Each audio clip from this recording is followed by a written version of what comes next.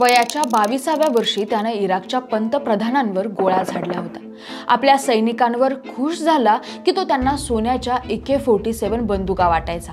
अल्लाहवर भक्ती इतकी की 600 पानांचं कुराण त्यानं आपल्या 27 लिटर रक्ताने लिहिलं होतं। एका फिलिस्तीनी मुस्लिम मुलीवर अत्याचार झाले म्हणून तो अख्खा इस्रायल पेटवायला निघाला होता।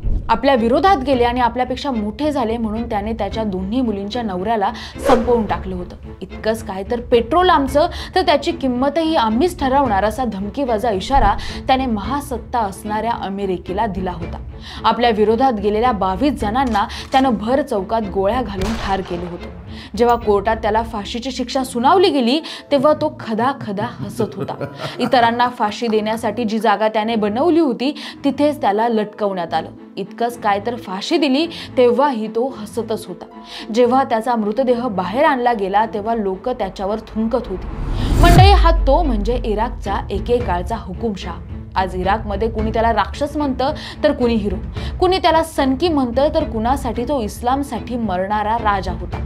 आणि याच हुकुमशहाचा उगम आणि अमेरिकेने केलेला त्याचा अस्त आज आपण जाणून घेणार आहोत। नमस्कार, मी काजल आणि तुम्ही बघताय विषयच भारी। तारीख होती 13 डिसेंबर 2003। अमेरिकेच्या सैन्याचं ऑपरेशन रेड डाऊन सुरू झालं होतं। सकाळचे साधारण 6 वाजलेले असतील। अमेरिकेच्या 4th इन्फंट्री डिव्हिजन आणि डेल्टा फोर्स कमांडोज यांनी इराकमधील तिक्रीत शहराजवळच्या दोर आणि सरमरा या 2 गावांमध्ये मोठी शोध मोहीम सुरू केली होती। तब्बल 8 महिन्यांपासून ही शोध मोहीम सुरू झाली होती, पण त्यांच्या हाती यश लागत नव्हतं। मात्र त्या दिवशी त्यांना एक गुप्त आणि महत्त्वाची माहिती मिळाली होती आणि म्हणूनच सकाळपासून सगळी यंत्रणा एकदम ॲक्शन मोडमध्ये होती। मोहीम सुरू असतानाच वोल्वरिन 2 या टार्गेट पॉइंटवर एका झोपडीजवळच्या झाडाखाली कमांडोंना जमिनीत एका लोखंडी झाकण असलेला खड्डा आढळला होता, ज्याला स्पायडर होल म्हटलं जातं।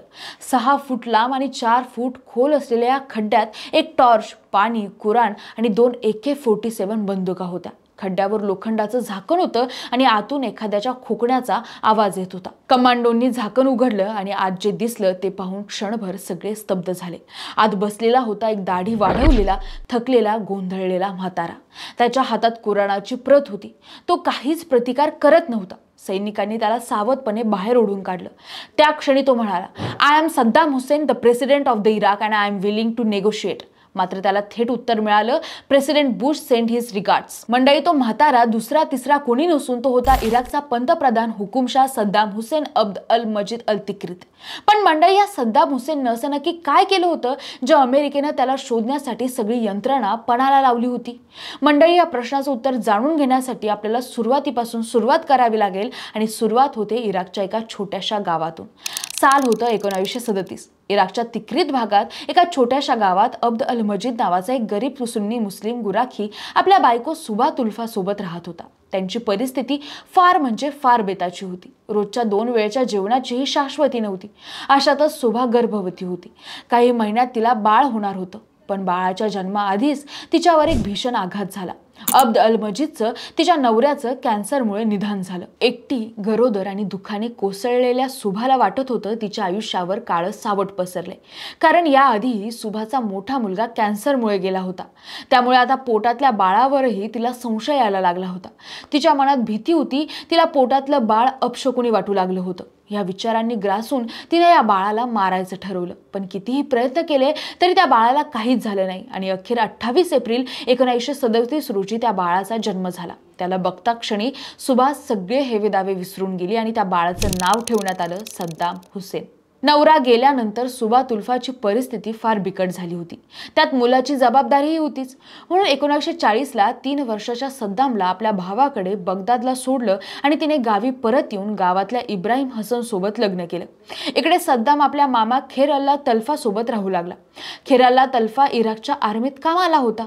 आता सद्दाम मामाकडे आला खरा, पण अडचणी काही त्याची पाठ सोडत नव्हता। तेव्हा इराकमध्ये हाशमाईद डायनॅस्टी सत्तेत होती, पण बघायला गेलं तर ही सत्ता फक्त नावाला होती, कारण हाशमीत अमेरिकेच्या कळसूत्री बाहुल्या होत्या आणि इराकवर खरी सत्ता अमेरिकेचीच होती।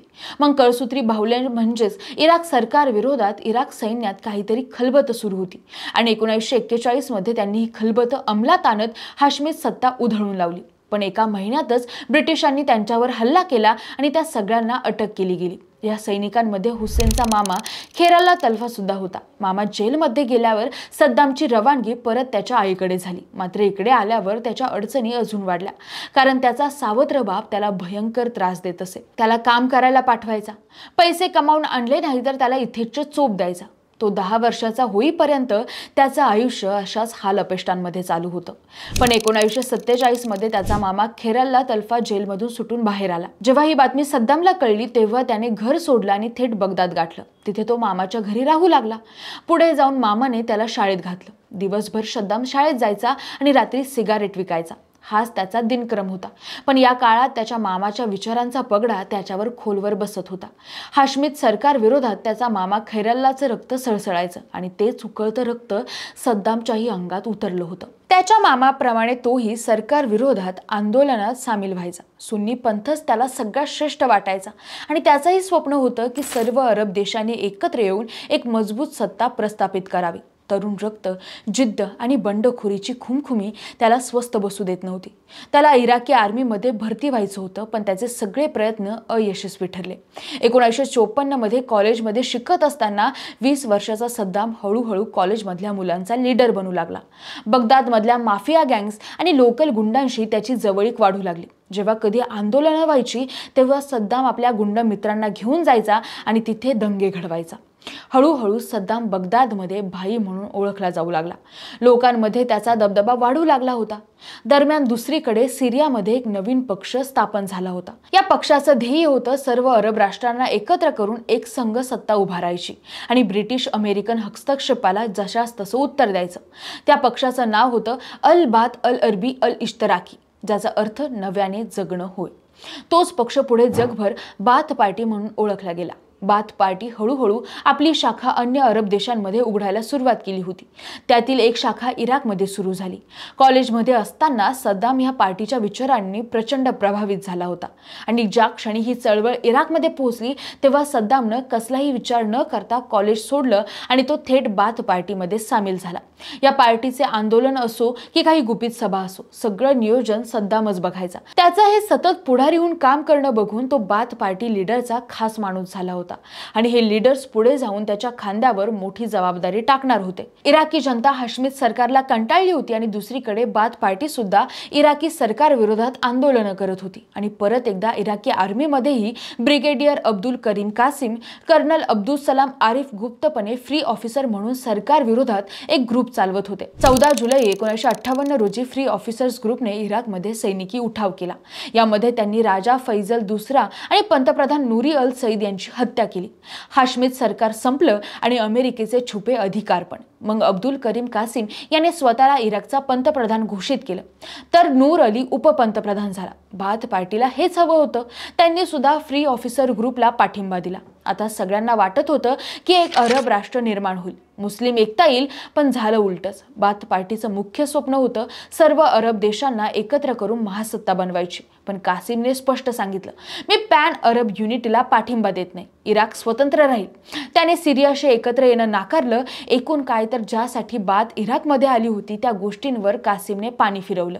शिवाय कासिमने शिया मुस्लिम आणि कुर्द मुस्लिमांना प्रशासनात चांगल्या पोस्ट द्यायला सुरुवात केली होती। त्यामुळे सुन्नी मुस्लिमांना त्याचं वर्चस्व धोक्यात आल्यासारखं वाटत होतं। शिवाय कम्युनिस्ट सुरुवातीला त्याचे साथीदार होते, पण नंतर त्यांच्यावरही बंदी घातल्यामुळे तेही विरोधात गेले। कासिमने सैन्यातल्या अनेक वरिष्ठ अधिकाऱ्यांना पदावरून हटवलं, त्यामुळे सैन्यातही असंतोष पसरला। शिवाय सामान्य जनतेमध्ये महागाई, बेरोजगारी आणि भ्रष्टाचारामुळे नाराजी वाढली होती आणि सगळ्यात महत्त्वाचं म्हणजे कासिमने सोव्हिएत युनियन म्हणजेच आत्ताच्या रशिया सोबत जवळीक वाढवली। सोव्हिएत सोबत तेल, लष्करी पद्धत आणि पायाभूत सुविधा यावर करार केले गेले। सोव्हिएतने इराकमध्ये हजारो तांत्रिक सल्लागार पाठवले, शस्त्रास्त्र दिली आणि मोठ्या प्रमाणात आर्थिक कर्ज पुरवलं। पण ही जवळीक बघून देशातील सुन्नी समाज, बाथवादी विचारसरणीचे कार्यकर्ते आणि कट्टर राष्ट्रवादी वर्ग भडकला होता। जनतेला वाटू लागलं इकडून तिकडून एकदा ब्रिटिश गेले आणि आता थेट सोव्हिएत युनियन आपल्या माथी मारलं जात आहे।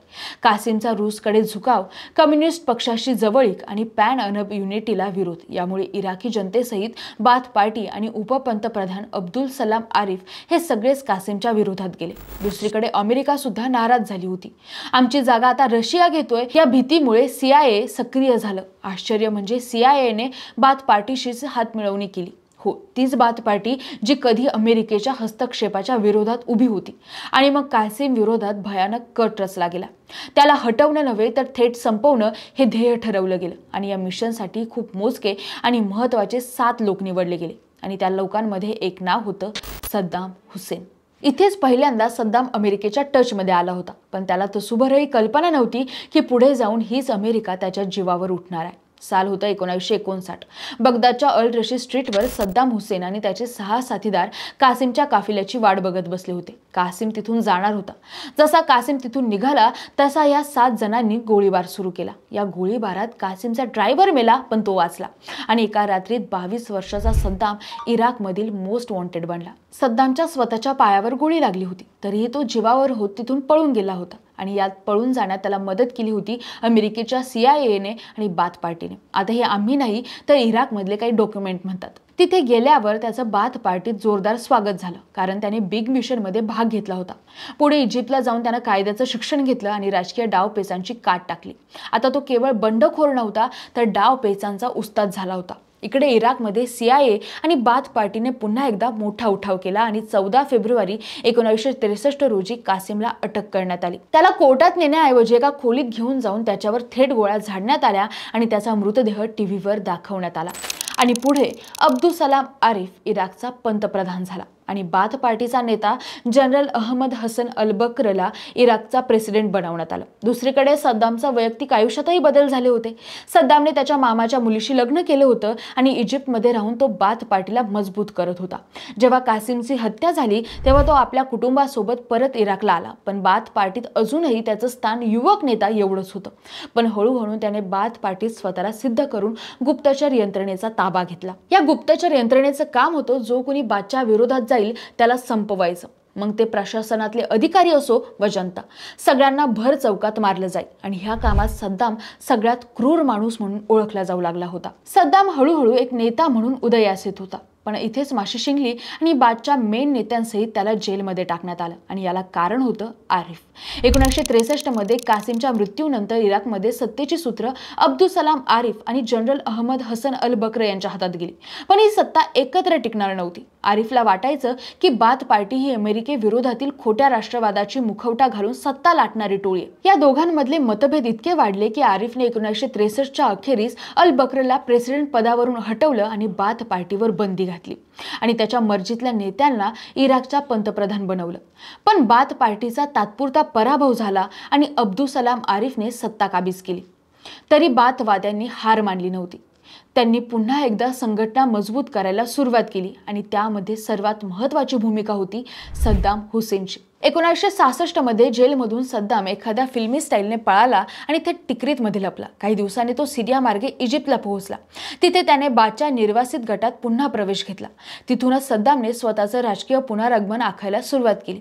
अल बक्र इराकमध्ये बाथ पार्टी पुन्हा उभी करत होता तर बगदादमध्ये येऊन बाथ पार्टीचं गुप्त नेटवर्क उभारणं, सरकार विरोधात कट रचणं आणि विरोधकांवर दबाव टाकणं हे सगळं काम सद्दामने सावधपणे पण खतरनाक पद्धतीने सुरू केलं होतं.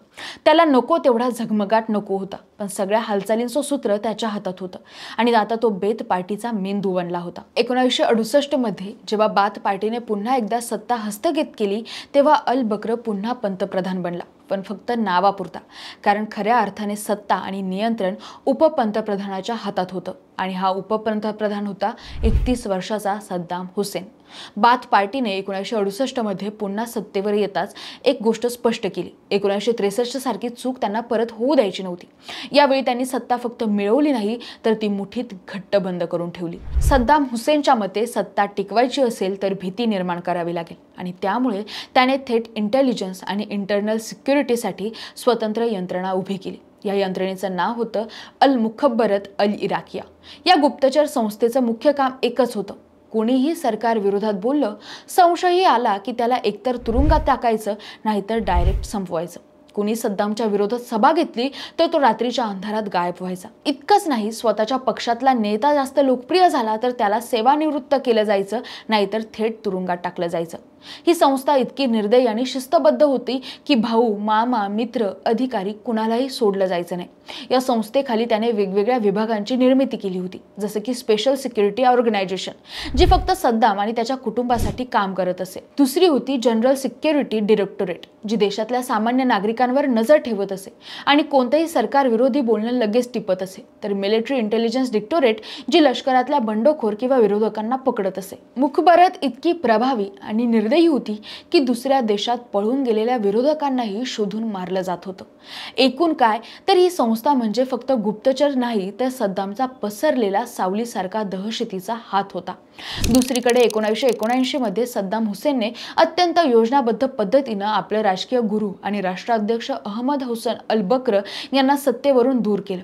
अल बक्र तब्येतीमुळे निवृत्त होते असं जाहीर केलं गेलं, पण प्रत्यक्षात हे सद्दामचं राजकीय क्लीनअप ऑपरेशन होतं, कारण सद्दामनेच अल बक्रला नैजर कैदेत ठेवलं होतं आणि नंतर 1972 मध्ये त्याच्या मृत्यूची बातमी आली। कोणतीही चौकशी नाही, श्रद्धांजली नव्हती। थोडक्यात काय तर सद्दामने आपल्या गुरुला सावधपणे संपवून सत्ता पूर्णपणे स्वतःकडे खेचली आणि सद्दाम आता इराकचा बादशाह झाला होता, पंतप्रधान झाला होता। सत्तेवर येताच सद्दाम हुसेनने एक मोठा निर्णय घेतला, ज्याने इराणचं अख्खं राजकारण बदललं। त्याने बाथ पार्टीचं नियंत्रण आपल्या हातात घेतलं, गुप्तचर संस्था मुखबरत मार्फत विरोधकांना संपवलं आणि लष्करात आपल्या टोळीचे लोक भरले। शिवाय इराकमधील तेल कंपनीचं राष्ट्रीयकरण करून त्याने अर्थव्यवस्थाही आपल्या मुठीत घेतली। इराकमधली इराक पेट्रोलियम कंपनी ही एक ऑइल कंपनी होती, जी ब्रिटन आणि अमेरिकेच्या कंपन्यांच्या मालकीची होती। इराकमधून भरपूर तेल बाहेर नेलं जात होतं, पण इराकला त्याचा फारच कमी फायदा मिळायचा। त्यामुळे 1972 मध्ये सद्दाम हुसेनने ठरवलं की तेल हा इराकी जनतेच्या हक्काचा माल आहे आणि मग त्यांनी ही कंपनी सरकारच्या ताब्यात घेतली। म्हणजे सगळ्या तेलखानी, मशिनरी, टँकर्स आणि सरकारच्या मालकीच्या झाल्या आणि जर तेल आमचं तर किंमतही आम्हीच ठरवणार हे ठणकावून यूएसएला सांगितलं। आणि हळूहळू अमेरिकेसारख्या पाश्चिमात्य देशांना कळून चुकलं की सद्दाम हुसेन त्यांच्यासाठी मोठे डुकेदुखी ठरणार आहे, कारण इराकचं तेल त्याने सरकारच्या ताब्यात घेतलं होतं आणि तेल आमचं, किंमतही आम्हीच ठरवणार असा ठाम संदेश त्याने दिला होता। याच निर्णयामुळे इराकचा जीडीपी गगनाला भेटला होता, देशाची इकॉनॉमी सुधारली आणि सर्वत्र विकास कामं सुरू झाली होती। इतकी प्रगती झाली की एका दिवसात तब्बल 3 मिलियन बॅरल तेल इराकमधून बाहेर काढलं जात होतं। सद्दाम हुसेनने तेलाच्या माध्यमातून केवळ इराकची अर्थव्यवस्था मजबूत केली नाही, तर बाथ पक्षासाठीही जबरदस्त फंडिंगचं नेटवर्क तयार केलं होतं। इराकमधून निघणाऱ्या प्रत्येक तेलाच्या विक्रीतून 5% रक्कम थेट स्विस बँकेत बाथ पक्षाच्या गुप्त खात्यांमध्ये वळवली जात असे। हे पैसे कुठल्याही सरकारी कागदोपत्री नोंदीत नसायचे, कारण हे बाथ पक्षाच्या आंतरराष्ट्रीय मोहिमा, हेरगिरी, प्रचार आणि राजकीय हस्तक्षेपासाठी वापरले जायचे। या गुप्त फंडिंगमुळे बाथ पार्टी इराक बाहेरही शक्तिशाली बनली होती आणि सद्दामची पकड मध्य पूर्वेतील अनेक बाथ शाखांवर घट्ट झाली होती। हेच पैसे पुढे राजकीय विरोधकांना संपवण्यासाठी आणि वफादार लोकांना बक्षीस देण्यासाठी वापरले गेले। सद्दाम हुसेन इराकमध्ये हळूहळू राष्ट्रीय नायक म्हणून उभा राहिला। तेल कंपन्यांचं राष्ट्रीयकरण, अर्थव्यवस्थेतील सुधारणा आणि विकास कामांमुळे लोकांच्या मनात त्याच्याबद्दल आदर निर्माण झाला होता। सद्दाम आता तिथल्या लोकांचा हिरो झाला होता आणि त्या हिरोने 1979 मध्ये असं काही केलं की जिवंत माणसांच्या डोळ्यात मृत्यूची भीती कशी दिसते हे अख्ख्या जगाने बघितलं। तारीख होती 22 जुलै 1979। सद्दामने पार्टीची एक विशेष बैठक बगदादमधील अल खुल्द हॉलमध्ये बोलावली होती। या बैठकीला 400 लोक उपस्थित होते। यात त्याने त्याच्या विरोधात एक गुप्त कट उघड झाल्याचं सांगितलं आणि सगळ्या सभेचं संपूर्ण व्हिडिओ रेकॉर्डिंग करण्याचे आदेश दिले होते। या बैठकी दरम्यान बाथ पार्टीचे माजी महासचिव मुही अब्दुल हुसेन मशहादी याला उभं करून त्याच्याकडून कटात सहभागी असलेल्या 68 जणांच्या नावांची यादी घेतली गेली। ही नावं घेताच तो स्टेजवर आला आणि सांगितलं की मी ज्यांची नावं घेईल त्या व्यक्तींनी सभागृहातून एक एक करून बाहेर जायचंय आणि सिगरेट पीत पीत तो एक एक नाव म्हणत गेला आणि त्या लोकांना पकडून बाहेर नेण्यात आलं आणि काही दिवसांनी त्यातील 22 जणांना अख्ख्या इराक समोर 8 ऑगस्ट 1979 रोजी फायरिंग स्क्वॉडने गोळ्या घालून ठार मारलं। आणि विशेष बाब म्हणजे ही गोळ्या घालणारी टीम बाथ पार्टीच्या कार्यकर्त्यांचीच होती। या संपूर्ण घटनेला कॉम्रेड्स मॅसेकर म्हणून ओळखलं जातं आणि याचा व्हिडिओ देखील यूट्यूबवर आहे। या दरम्यानच सद्दामने अजून एक डाव खेळला होता। त्याने हळूहळू केमिकल वेपनवर काम सुरू केलं होतं आणि या मिशनचे नाव ठेवलं होतं प्रोजेक्ट 922। या दरम्यान इराकच्या शेजारी असलेला देश म्हणजेच इराणमध्ये 1979 साली इराणमध्ये आयतोल्ला खोमेनी यांची इस्लामिक क्रांती झाली आणि तेथे शहा राजाचं शासन संपलं। खोमेनी यांनी शिया धर्माच्या नावावर सत्तेवर येताच इराकच्या सद्दाम हुसेनवर टीका करायला सुरुवात केली। त्यांनी इराकमधील शिया लोकांना उठाव करण्याचं आव्हान केलं। सद्दामला ही गोष्ट धोक्याची वाटली, कारण इराकमध्ये शिया लोकसंख्या मोठी होती, त्यामुळे त्याचं खोमेनींबरोबर वैर सुरू झालं। त्यावेळी इराणमध्ये गोंधळ आणि अस्थिरता होती। ही संधी बघून सद्दामने 22 सप्टेंबर 1980 रोजी इराणवर आक्रमण केलं। हे युद्ध केवळ सीमेसाठी नव्हतं, तर धर्म, सत्तेचा गर्व आणि विचारसरणी यांचं युद्ध होतं। सद्दामला वाटत होतं की तो हे युद्ध इझिली जिंकून जाईल, पण तसं काही झालं नाही। इराण हळूहळू त्याच्यावर भारी पडू लागला होता। दुसरीकडे इराकमध्ये शिया मुस्लिमांचाही उठाव सुरू झाला होता। आता मात्र सद्दाम घाबरला होता। त्याला घरातलेच दगाबाज नको होते, म्हणून तो शिया बहुल भागांमध्ये सभा घ्यायला लागला होता, सहानुभूती मिळवू लागला होता आणि लोकांना सांगू लागला होता की तो जे काही करतोय तो शियांच्या हितासाठीच काम करतोय। असंच एकदा तो इराकमधील दुझेल गावात सभा घेण्यासाठी गेला। सभा सुरू असतानाच काही शिया तरुणांनी त्याच्यावर गोळ्या झाडल्या। त्याचे अंगरक्षक ठार झाले, पण सद्दाम वाचला। मात्र वाचल्यानंतर त्याने जे काही केलं ते प्रचंड भयानक होतं। त्याने लगेचच दुझेलमध्ये सैन्य पाठवून 300 पुरुष, 394 महिला आणि अनेक लहान मुलांना पकडलं। त्यापैकी 167 लोकांना भर चौकात गोळ्या घालून ठार मारलं आणि सद्दाम नावाचं भय इराकच्या शियांमध्ये कायमचं बसलं। पण पुढे ह्याच घटनेमुळे त्याच्या मृत्यूची पायाभरणी झाली, याची कल्पनाही त्याला तेव्हा नव्हती। दुसरीकडे इराक आणि इराणमधलं युद्ध अधिकच तीव्र होत चाललं होतं। सैनिक मोठ्या संख्येने मृत्युमुखी पडत होते आणि सद्दाम अडचणीत सापडू लागला होता। परिस्थिती हाताबाहेर जात असल्याचं लक्षात आल्यावर त्याने आपल्या कॅबिनेटची तातडीची बैठक बोलावली होती। बैठकीत प्रत्येक मंत्र्याला पुढे काय करावं यावर आपली भूमिका मांडायची होती। यावेळी इराकचे आरोग्य मंत्री यांनी युद्ध थांबवण्यासाठी सीज फायरचा पर्याय सुचवला। मात्र हे बोलणं सद्दामला अजिबात रुचलं नाही आणि त्याने ते कमकुवतपणाचं लक्षण मानलं आणि संतापून भर बैठकीतच उभ्या आरोग्य मंत्र्याला गोळ्या घालून ठार मारलं। या घटनेने सगळ्या मंत्रिमंडळात भयाचं वातावरण पसरलं। एक मात्र स्पष्ट झालं होतं की सद्दामच्या विरोधात बोलणं म्हणजे मृत्यूला आमंत्रण। आता सद्दामला या बिकट परिस्थितीतून बाहेर पडायचा एकच मार्ग दिसत होता, तो म्हणजे प्रोजेक्ट 922। ही योजना म्हणजे इराकच्या गुप्त शस्त्रसज्जतेचा केंद्रबिंदू होती, ज्यामध्ये सद्दामने केमिकल वेपन्स तयार केले होते। जेव्हा युद्धात इराणने वरचढ भूमिका घेतली, तेव्हा सद्दामने कुठलीही लाज न ठेवता थेट केमिकल हत्यारं युद्धात उतरवली। सरसकट इराणच्या सैनिकांवर आणि सीमावर्ती भागांवर याचा मारा करण्यात आला। गॅस बॉम्ब, मस्टर्ड गॅस आणि इतर प्राणघातक रसायनांनी संपूर्ण भाग सळसळून गेला होता। इराणचं सैन्य मागे हटू लागलं आणि सद्दाम अजून चेकाळला। तो हे केमिकल वेपन तिकडे सोडत राहिला। हजारो इराणी सैनिक विषबाधेमुळे जागीच मृत झाले आणि कायमचे अपंग झाले। पण सद्दामचं रौद्र रूप केवळ इराणपुरतं मर्यादित नव्हतं। इराकच्या आतही एक भाग असा होता जिथले शिया लोक इराणला पाठिंबा देत होते। सद्दामला हे सहन झालं नाही आणि त्याने ठाम निर्णय घेतला, जो विरोध करेल तो शत्रू। मग फक्त सीमारेषेपलीकडे नाही, तर आपल्या देशातल्या लोकांवर सुद्धा त्याने केमिकल वेपन सोडले। स्वतःच्या देशातल्या शिया लोकांच्या गावांवर मस्टर्ड गॅस आणि इतर घातक रसायनं टाकण्यात आली। निष्पाप नागरिक, लहान मुलं, वृद्ध कोणीही या हल्ल्यांपासून वाचलं नाही। लोक अंध झाली, कित्येक लोक जागीच ठार झाले आणि सुमारे 10,000हून अधिक लोक कायमचे अपंग झाले। जेव्हा या रसायन हल्ल्याचे फोटो आणि व्हिडिओ जगभरात व्हायरल झाले, तेव्हा संपूर्ण जग हादरून गेलं। एकेकाळचा इराकचा बादशाह आता जगाच्या नजरेत निर्दयी तानाशाह बनला होता। 1988 सालापर्यंत केवळ केमिकल वेपनमुळे जवळपास 1 लाख लोकांचा मृत्यू झाला होता। आणि धक्कादायक बाब म्हणजे हे सगळं बघूनही जग फक्त बघायची भूमिका घेत होतं, अगदी अमेरिका सुद्धा। उलट इराकच्या सरकारी कागदपत्रांनुसार हे शस्त्र आणि रसायन तयार करण्यात अमेरिकेने प्रत्यक्ष व अप्रत्यक्षपणे मदत केली होती, असंही दस्तऐवजांमध्ये नमूद केलंय आणि असं म्हटलंही जातं। या काही कन्स्पिरसी थिअरीज नाहीये। इराक-इराण युद्ध तब्बल 8 वर्ष चाललं, पण त्यातून ना इराकचा फायदा झाला ना इराणचा। उलट दोघांचं प्रचंड नुकसान झालं आणि या युद्धाच्या अखेरीस इराकचं 128 बिलियन डॉलर्सचं कर्ज झालेलं होतं। शेवटी 8 वर्षांनंतर युएनने मध्ये पडत या दोघांना सीज फायर करायला लावलं। इराक-इराण युद्ध संपल्यावर इराक 128 बिलियन डॉलर्सच्या कर्जात बुडालं होतं। आता हे कर्ज सद्दामला कुवेत आणि UAE सारख्या मुस्लिम देशांनी दिलं होतं। युद्ध संपल्यावर हे देश त्यांचे पैसे परत मागू लागले, खास करून कुवेत। आता मात्र सद्दाम चिडला। त्याला कुवेतला धडा शिकवायचा होता. शिवाय सद्दामचा दावा होता की कुवेत हा इराकचा भाग आहे आणि ब्रिटिशांनी तो जबरदस्तीने वेगळा केला. कुवेतने कर्ज माफ करायला नकार दिल्यावर आणि इराकच्या तक्रारी ऐकूनही कुणी मदत केली नाही.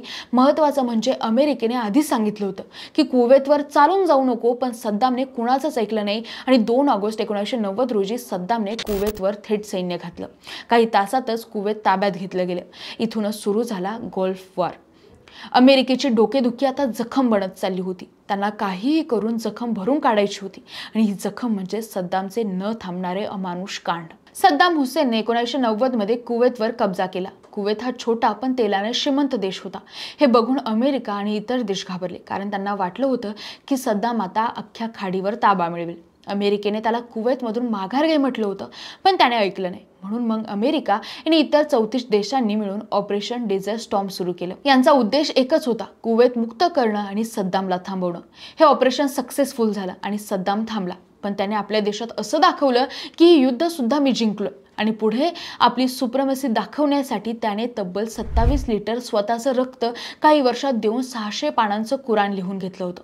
तो म्हणायचा, हे मी अल्लाहला दिलेलं एक निस्वार्थ अर्पण आहे आणि माझ्या आयुष्यातल्या संकटातून मला त्यानेच वाचवलं. पण वास्तवात हा एक राजकीय स्टंट होता, ज्यातून तो स्वतःला धार्मिक आणि ऐतिहासिक नेता म्हणून मांडू बघत होता.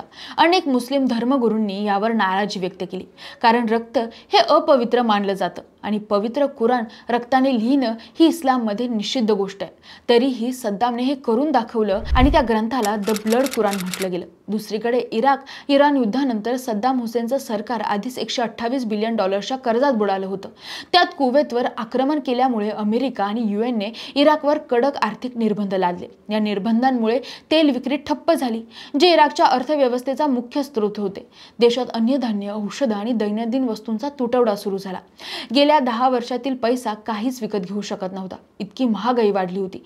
लोक बेरोजगार झाले, उद्योगधंदे बंद पडले, रुग्णालय आणि शाळा सुद्धा खिळखिळा झाल्या होत्या. तेल असून सुद्धा तेलात न भिजलेल्या इराकची अवस्था वाईट झाली होती. एका रेकॉर्डनुसार 1995 आणि 1996 मध्ये 5 लाख लहान मुलं भुकेने मेली होती. आणि दुसरीकडे सरकारचं पूर्ण लक्ष लष्करी खर्च, शस्त्रसाठा आणि गुप्तचर संस्था यावरच होतं. आणि ह्याच आर्थिक अराजकतेने इराकच्या पतनाला सुरुवात झाली आणि हळूहळू सद्दाम नावाचा बुरुज ढासळू लागला. एकेकाळी ज्याचं नाव घेतल्यावर इराक थरथरत होतं, तोच सद्दाम आता स्वतःच्या कुबेरासारख्या साम्राज्यात अडकून पडला होता. अमेरिकेनेही त्याच्यावरचा आशीर्वादाचा हात कधीच मागे घेतला होता. आता अमेरिकेला वाटत होतं, हा माणूस सत्ता सोडणार नाही तर त्याला जबरदस्तीने खाली खेचावं लागेल. आणि मग सुरू झाली एक भयंकर राजकीय आणि लष्करी मोहीम, ज्याचं एकमेव उद्दिष्ट होतं सद्दाम हुसेन याला सत्तेवरून हटवणं. पण ही कारवाई थेट नव्हती. ती सुरू झाली हळूहळू, गुपचूप आणि अप्रत्यक्षपणे. आधी त्याच्या देशावर आर्थिक निर्बंध लादले गेले. मग जगभर सांगितलं गेलं की सद्दामकडे वेपन्स ऑफ मास डिस्ट्रक्शन्स आहेत आणि तो हे शस्त्र वापरून जगाला धोका निर्माण करू शकतो. अमेरिकेच्या म्हणण्यानुसार सद्दाम गुपचूप अणु, जैविक आणि रासायनिक शस्त्र तयार करत होता, जे इस्रायल, सौदी अरेबिया किंवा अमेरिकेच्या मित्र राष्ट्रांवर वापरण्याची शक्यता होती. त्यामुळे त्याच्या विरोधात एक आंतरराष्ट्रीय मत तयार झालं आणि अमेरिका त्याच्या सत्तेच्या मुळावरच घाव घालण्यासाठी सज्ज झाली. दुसरीकडे सद्दाम हुसेन हा काही संत नव्हता. तो शांत बसणाऱ्यातला नव्हता. त्याने उघडपणे सांगितलं की मी एक फक्त बाहुली होतो, अख्खा खेळ अमेरिकेने रचलाय. पण इतक्यावर तो थांबला नाही. त्याच्या डोक्यात काहीतरी भयंकर उकळत होतं आणि त्याचं लक्ष थेट अमेरिकेच्या राष्ट्राध्यक्ष जॉर्ज बुश याला संपवण्याकडे गेलं होतं. अमेरिकेने त्याच्या देशावर केलेला अन्याय, अब्रूची धुळधाण आणि सत्तेचा हिसका बघून सद्दाम पेटून उठला. त्याने आपल्या गुप्त एजन्सीच्या माध्यमातून बुशला संपवण्याचा कट रचला आणि हाच कट पुढे जाऊन जॉर्ज बुश असॅसिनेशन अटेम्प्ट म्हणून ओळखला जातो. 1993 मध्ये अमेरिकेच्या राष्ट्राध्यक्ष पदावरून निवृत्त झाल्यानंतर जॉर्ज H.W. बुश एका भाषणासाठी कुवेतला गेले होते आणि ही वेळ त्याला हातची घालवायची नव्हती. त्याने आपल्या मुखबरत या गुप्तचर यंत्रणाच्या माध्यमातून एक टीम तयार केली, जी बुशच्या दौऱ्यात बॉम्ब हल्ला करणार होती. या कटात गाडीखाली बॉम्ब लपवणं, गेस्ट हाऊस उडवणं आणि वेळेच्या अचूक गणिताने बुशला लक्ष्य करणं असा सगळा प्लॅन होता. पण अमेरिकेच्या CIA आणि कुवेती गुप्तचर यंत्रणांनी ही वेळेत माहिती हेरली. 17 जणांना अटक करण्यात आली आणि त्यांच्याकडून स्फोटकं, डिटोनेटर आणि कटाचा कबूलनामा मिळाला. आणि तिथून पुढे अमेरिकेसाठी सद्दाम हा टार्गेट नंबर 1 बनला होता. त्यांना कसंही करून सद्दामला नमवायचं होतं. दुसरीकडे सद्दामचा जावई हुसेन कामेल अल माजिद इराकच्या शस्त्र उत्पादन विभागाचा प्रमुख होता. म्हणजे प्रोजेक्ट 922 याचं सगळं सूत्र त्याच्या हातात होतं. पण 1995 मध्ये सद्दामला एक मोठा धक्का मिळाला. हुसेन कामेल आणि त्याचा भाऊ सद्दाम कामेल म्हणजे सद्दामच्या लहान मुलीचा नवरा दोघंही आपल्या बायकांसह जॉर्डनला पळाले आणि तिथं जाऊन त्यांनी UN आणि CIA ला इराककडे असलेलं केमिकल आणि जैविक शस्त्रांचं नेटवर्क, प्रोजेक्ट 922 ची सगळी माहिती आणि बाथ पार्टीचं सिक्रेट स्ट्रक्चर ही अत्यंत गुप्त माहिती दिली. आणि या माहितीच्या आधारे अमेरिकेने याचा जबरदस्त बदला घेतला. त्यांनी थेट बगदादवर मिसाईल हल्ला केला, जिथं सद्दामचा एक गुप्त तळ उद्ध्वस्त करण्यात आलं होतं. मंडळी, सद्दाम राक्षस होता आणि जेव्हा कुणी त्याच्या डोळ्यात यायचं तो त्यांना सोडायचा नाही. सद्दामने आपल्या दोन्ही जावयांना माफ केल्याचं भासवत परत बोलावलं. त्यांनीही विश्वास ठेवून इराकमध्ये परत यायचं ठरवलं. पण परत आल्यावर फक्त 3 दिवसात सद्दामने त्यांना घरात बंद केलं आणि त्यांच्या जमातीच्या लोकांकडून गोळ्या मारून दोघांचीही निर्गुण हत्या करून टाकली. हा प्रकार म्हणजे सद्दामने विश्वासघात करणाऱ्यांना काय शिक्षा मिळते हे जगाला दाखवलेलं उदाहरण होतं. आता सद्दामही चिडला होता. अमेरिकेने लादलेले आर्थिक निर्बंध त्याने सरळ झुगारून दिले आणि बाकी देशांना चोरून तेल विकायला त्याने सुरुवात केली. पण यामुळे अमेरिकेला समजून गेलं की सद्दामचे हातपाय मोडले नाही तर तो पुन्हा उभा राहील. म्हणूनच अध्यक्ष बिल क्लिंटन यांच्या काळात इराक लिबरेशन ऍक्ट 1998 नावाचा कायदा आणला गेला. या कायद्याचं मुख्य उद्दिष्ट होतं इराकमधून सद्दाम हुसेनची सत्ता संपवून तिथं लोकशाही सरकार बनवणं. या अंतर्गत अमेरिकेने इराकमधल्या बंडखोर शिया, कुर्द आणि बाथ विरोधकांना पैसे, ट्रेनिंग आणि शस्त्र देणं सुरू केलं. अमेरिकेचे इराक विरोधातील प्रोपोगंडा युद्ध आता अधिक आक्रमक झालं होतं. या सगळ्यांचा परिणाम म्हणजे सद्दाम अधिक संशयी आणि निर्दयी झाला. त्याने देशभरात हेरगिरी वाढवली, संशयितांना तुरुंगात टाकलं आणि काहींना थेट ठार केलं. या दरम्यान अमेरिकेत अल-कायदा या अतिरेकी संघटनेने 9/11चा हल्ला घडवून आणला होता. कारण काय तर अल-कायदाचा नेता ओसामा बिन लादेन याला वाटत होतं की अमेरिका इस्लाम विरोधी आहे आणि इस्रायलला मदत करते. म्हणून अमेरिकेला धडा शिकवण्यासाठी त्यांनी 4 विमानं हायजॅक करून 2 न्यूयॉर्कच्या वर्ल्ड ट्रेड सेंटरवर, एक पेंटागॉनवर आदळवलं. 3000 पेक्षा जास्त लोक मारले गेले. 9/11चा सद्दाम हुसेनशी थेट काहीही संबंध नव्हता. हल्ला अल-कायदाने केला होता, पण तरीही अमेरिकेला वाटलं की सद्दाम भविष्यात धोका ठरू शकतो, कारण तो अणु व रासायनिक शस्त्र तयार करतोय असा संशय होता. शिवाय सद्दाम आणि अल-कायदा यांच्यात संबंध आहेत असा प्रचार करून 2003 मध्ये अमेरिका इराकवर हल्ला करायला तयार झाली. तारीख होती 17 मार्च 2003. अमेरिकेचे तेव्हाचे राष्ट्राध्यक्ष जॉर्ज बुश यांनी एका थेट भाषणातून सद्दाम हुसेनला 48 तासांचं अल्टिमेटम दिलं होतं. बुशने स्पष्ट शब्दात सांगितलं की सद्दाम हुसेन आणि त्याचे 2 पुत्र 48 तासांच्या आत इराक सोडून जातील, अन्यथा युद्ध अटळ आहे. या इशाऱ्यांचं कारण म्हणजे अमेरिकेचा दावा होता की Saddam weapons of mass destruction लपवून ठेवतोय आणि संयुक्त राष्ट्रसंघाच्या आदेशाचं उल्लंघन करतोय. पण सद्दामनं देश सोडण्यास नकार दिला आणि मग सुरू झालं सद्दामचा अस्त. 20 मार्च 2003 रोजी अमेरिकेने ऑपरेशन इराकी फ्रीडम सुरू केलं. अमेरिकेने बगदादवर जोरदार हवाई हल्ला केला, ज्याला शॉक अँड एव म्हटलं गेलं.